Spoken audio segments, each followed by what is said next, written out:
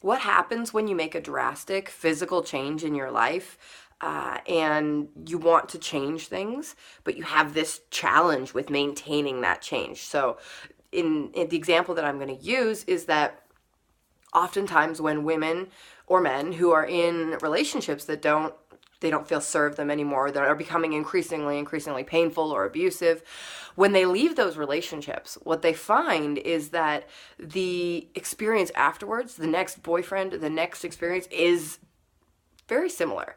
And this comes from a space of an actioning change. An actioning change where the change really starts from a physical level.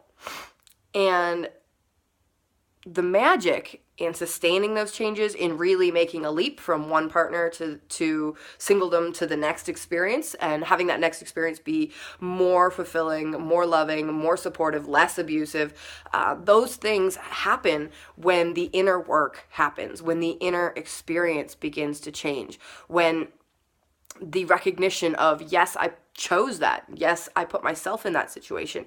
Yes, I chose to leave, and I seem to be putting myself further and further into that experience again.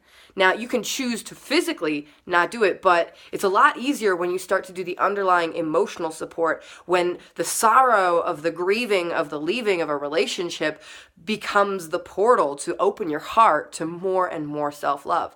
The love that we have within a partnership, and the reason why people often don't leave for a long time, longer than, they feel they should have when they look back at it, and they're like, oh, like that really, like I knew that relationship was sour way back then, but now I can see that, but I wasn't able to see it at the time.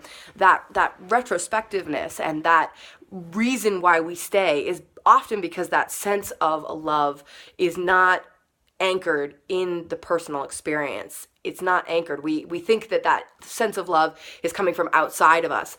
And so when we begin to anchor that self-love, that radical self-love on the inside of ourselves, when we begin to allow ourselves to receive love, not from the external, but from ourselves and from our connection with the divine, to something bigger than ourselves, to the joygasm, whatever it is that you want to call it, that experience, that visceral felt experience that we get when we're in love with somebody, is when we realize that that's something that we can create within ourselves.